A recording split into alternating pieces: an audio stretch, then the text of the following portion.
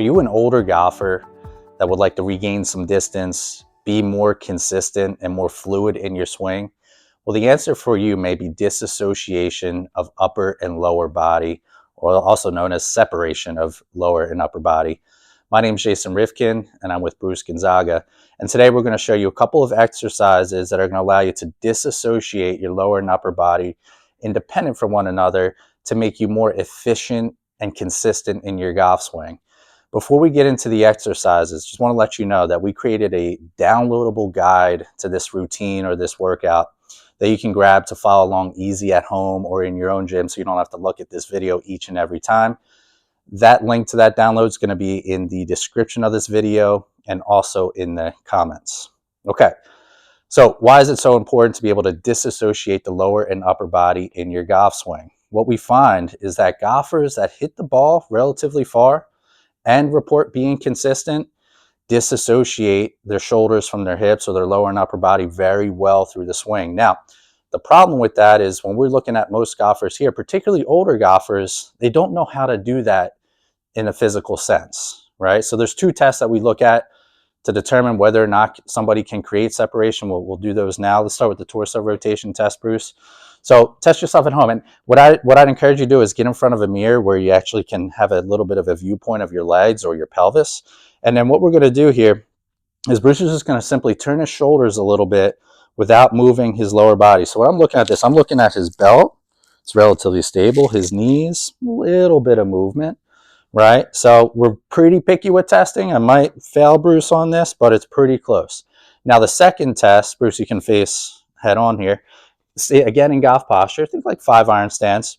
I'm going to have Bruce rotate his pelvis or his lower body without moving his shoulders, right? So this is really good. Bruce does that very well, and that one tends to be the harder test. So I'll venture to say that most of you who have not seen that before, have not done that test before, will likely fail, in which case we're going to show you next a couple of exercises to work on it. And by improving separation, by being able to do those two things, it's going to allow you to hit the ball further, be more efficient, and be more consistent. So the first exercise, what we're going to do is called rolling patterns. I'm going to have Bruce lay down on his back, and we'll start on the edge of the mat. So if you have some floor space to work with, that would be a good idea because we're going to be rolling around here. We're going to cover a lot of ground. So rolling patterns, what we want to really work on here is getting rid of tension through the body. A lot of golfers that don't separate well are really tight or really tense, right? They brace hard, their back may be stiff. So this is a great exercise to try to get rid of all that. So what I'm going to have Bruce do is he's going to roll from his back to his stomach, but here's the catch. He can't use the lower body. So he's going to roll his upper body over by lifting his head, looking to where he wants to go, and then just flopping down to the stomach. I want these to be smooth, not a lot of tension. Now, arm goes back across, eyes follow the hand, and he returns. Now, if you look at Bruce's lower body, let's do another one to your stomach. You're going to find that his legs aren't pushing off or getting tense.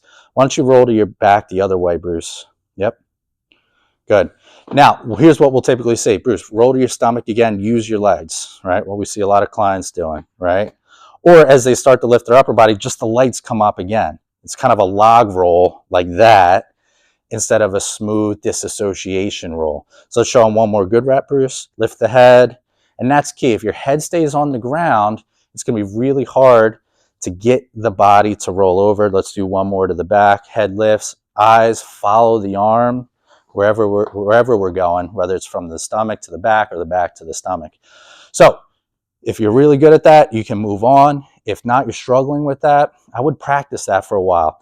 And if just being in this position with the arms overhead is not comfortable, leave a comment in the video or send us a message and we'll give you some stuff to work on for shoulder mobility, because you do need decent shoulder mobility to do that.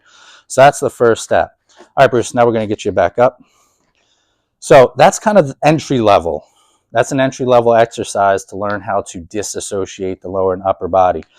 Next up, we're going to do things that are a little bit more active and golf swing specific. Not that that is, but this will look a little bit more like your positioning in golf, and it's called lateral lunge with rotation.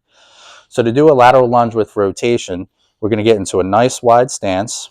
Bruce is gonna kind of load or lunge to his right. So he's gonna lock the knee. And essentially what we're looking for is a straight line from right shoulder, knee, hip, and foot. All right, so his right leg in this position is already starting to work really hard. So that's where we have tension. Right leg, make sure the weight's on the inside of the foot, knees in. Good. Now from here, relaxing the upper body, the trunk. You're going to rotate, as you see Bruce doing here, to the right. And what I love about this is his shoulders are rotating, his torso is rotating, but his right leg is loaded and stable. And we'll see here that his hips, his pelvis, aren't moving. Let's show him a down the line view, Bruce. So we'll come over here. Yep. Again, wide stance. He's going to his right, so his left leg's locked out. He's sitting back into the right hip, loading his glute. His right leg's working, knees in, weights on the inside of the foot. He's going to turn to the right. Again, rock solid lower body. He's disassociating his shoulders from the hips and from the pelvis. This is really important for the backswing to maintain posture, to set the stage for a more powerful swing. I don't know if you can hear Bruce, but he's working hard there, right? It's a hard position, but it's going to help build strength and stability in your legs while we learn how to disassociate the upper body from the lower body. Next up, now we're going to work on disassociating the pelvis or the hips from the spine. Real basic exercise called hip twister.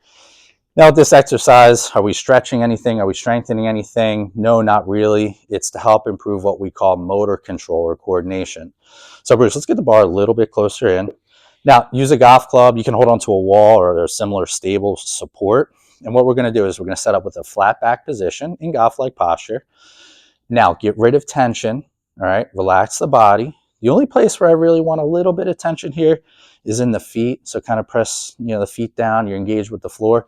And what Bruce is going to do here, he's just going to rotate his pelvis right and left. Again, this is called a hip twister. We're looking for stable shoulders, right, and good rotation of the pelvis. Now, if you face the camera a little bit more, Bruce, let's show him. One of the mistakes I see often is people kind of direct the movement through the knees. All right, and they're very, I could say, kneesy in this exercise.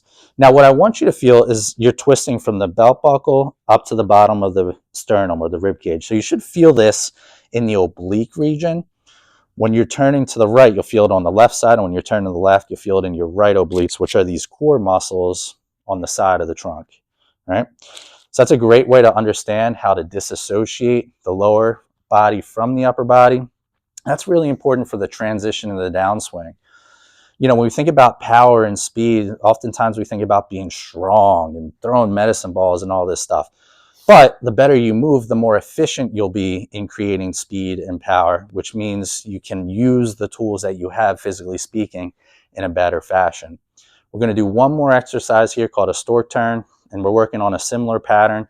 So we're going to do with support. This can be challenging from a balance perspective. So if you struggle with a golf club or a bar, just hold on to the wall. So he's loaded through his left leg. His right foot is across behind his left knee. So bring that foot up a little higher. Again, relax. The only place where I really want a lot of tension here is the foot. Now, Bruce, keeping your weight on the inside of the foot, start rotating to the left. So as you can see, his belt buckle is turning right and left. He's very stable through his shoulders. He's working hard on his balance. All right, that's okay. If you lose your balance, just tap that toe down, reset.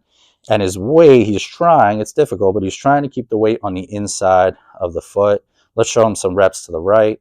So if you're a right-handed golfer, doing that on your left side is really going to help you get into your left hip in the downswing. And if we show him a couple reps with the right foot down, Bruce, for a right-handed golfer, this is really great for learning how to load the right hip in addition to disassociating the lower and upper body. Good job, right? Okay, so 4 exercises here that you can do daily, all right, as a part of a workout or on their own. We did rolling patterns, the lateral lunge with rotation, the hip twister exercise supported, and the Stork Turn exercise supported. What this is going to do, it's going to train your brain to coordinate movement, to coordinate rotation better in the golf swing. It's going to help you create disassociation, separation, which all leads to more consistent swings, more powerful swings, right? So if you want to be more consistent, if you want to gain some distance, you would really benefit from learning how to separate the lower and upper body. Again, in the comment section, in the description of this video, you'll find the downloadable workout, right, that guides you through all these exercises and gives you some additional tips. I encourage you to print that out. So when you're doing these exercises at home or at your gym, you're not guessing. Okay, so that's disassociation exercises for golfers. I hope you enjoy them. Leave a comment. Let me know what you think.